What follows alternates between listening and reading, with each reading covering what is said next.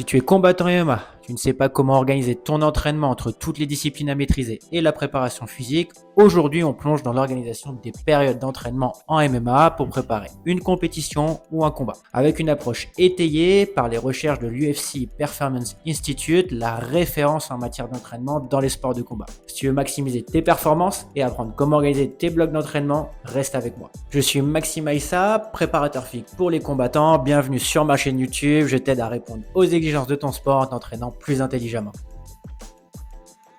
Pour commencer, définis tes objectifs de la saison. Quand dois-tu être au top de ta forme? Quelle est ta priorité de la saison? Un combat de JJB ou une compétition? Un combat de MMA pour intégrer une organisation? C'est crucial pour planifier ton entraînement en préparation physique notamment car on part de l'objectif pour créer un rétro-planning. Je rajouterai un point également important, c'est primordial pour te conditionner mentalement car le chemin de la victoire ne sera jamais une ligne droite. Il faudra te focus uniquement sur l'objectif ultime. Première période, la période off-camp. De 20 à 8 semaines avant le combat, c'est le moment de construire une base technique et physique très solide.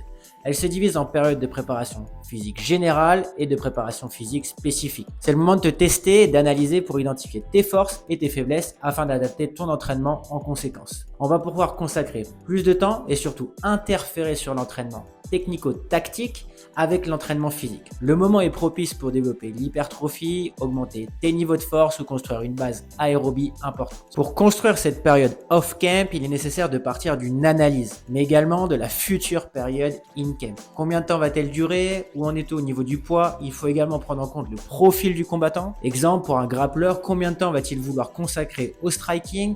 Enfin, ses qualités techniques vont-elles influencer le contenu de la préparation physique? Si la technique de frappe ou de cage control n'est pas bonne, il est possible de consacrer plus de temps à développer ces aspects pendant la période off-camp. C'est la période idéale pour la créativité et l'apprentissage de nouveaux aspects technico-tactiques.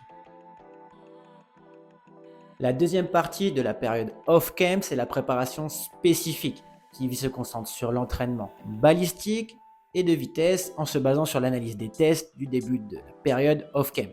Il faut planifier des séances non techniques, donc la prépa physique, pour éviter la fatigue et potentialiser l'entraînement technique. Par exemple, le préparateur physique peut prescrire un volume modéré d'entraînement basé sur la puissance 24 à 48 heures avant une séance de sparring pour potentialiser la vitesse de frappe et la puissance de frappe. En revanche, une séance de force maximale à volume élevé 24 à 48 heures avant un sparring peut entraîner des niveaux de fatigue neuromusculaire élevés, des courbatures ou des retards dans le temps de réaction pour cette séance.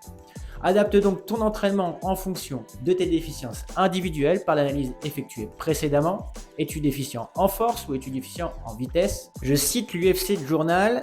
Pour construire une maison d'élite pour votre athlète, la préparation physique générale pose les fondations. La préparation spécifique construit les murs et le camp de combat, le fight camp, augmente la hauteur du plafond.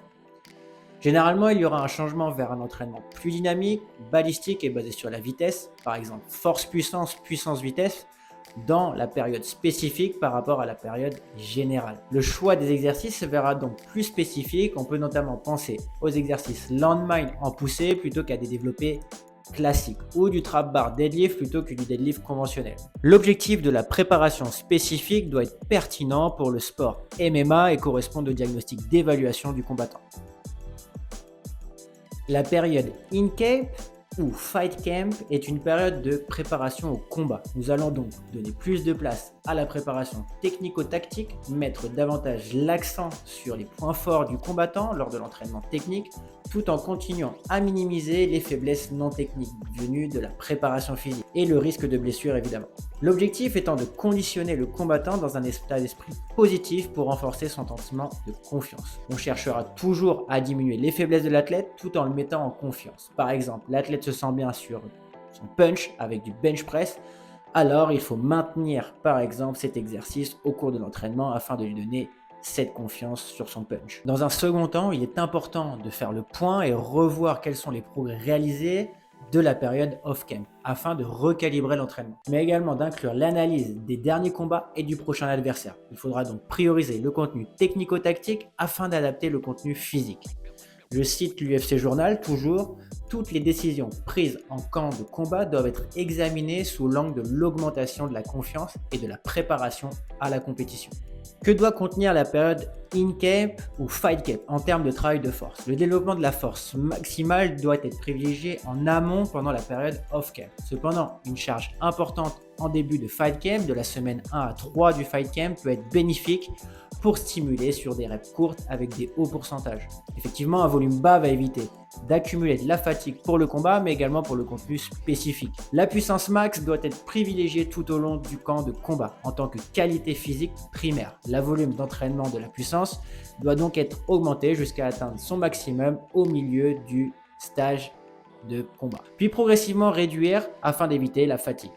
La vitesse max est essentielle pour soutenir les attaques explosives ou les takedowns par exemple. L'entraînement de la vitesse de très haute qualité doit être augmenté tout au long du fight camp et atteindre son maximum juste avant la compétition. Alors, pour le travail de conditionnement, le conditionnement aérobie de base doit être effectué en période off-camp. En camp de combat, il peut être utilisé au début pour développer le seuil aérobie et favoriser la récupération. En fin de camp de combat, il peut être également utilisé pour gérer le poids de corps et la descente du poids jusqu'au combat. L'entraînement de la capacité glycolytique, en utilisant des caractéristiques spécifiques au combat, devrait être mis en avant pendant cette période fight camp, avec un affûtage juste avant la compétition pour éviter la fatigue engendrée par ce type de travail. La répétition des efforts de haute intensité observés en MMA, donc la production de puissance alactique, le sprint par exemple, doit être mis en avant dès le début du fight camp, puis à nouveau à la fin du fight camp. Tout au long de ces périodes, il faudra veiller à la fatigue de l'athlète et programmer de manière hebdomadaire les séances entre le contenu spécifique, MMA, et non spécifique, la préparation physique. Il est primordial d'alterner entre des jours ou séances à haute charge d'entraînement et d'autres à charge basse d'entraînement afin d'optimiser les processus de récupération. De plus, il faudra prendre en compte que l'athlète sera en déficit calorique sur la période fight camp pour gérer son poids et atteindre le poids idéal avant le cutting. Le contenu en force doit être calculé et prévu pour éviter de stimuler l'hypertrophie par exemple et augmenter le poids de l'athlète. Voilà, tu sais tout, la clé réside dans la planification intelligente de tes périodes d'entraînement. Tu dois alterner entre les périodes off et in-camp.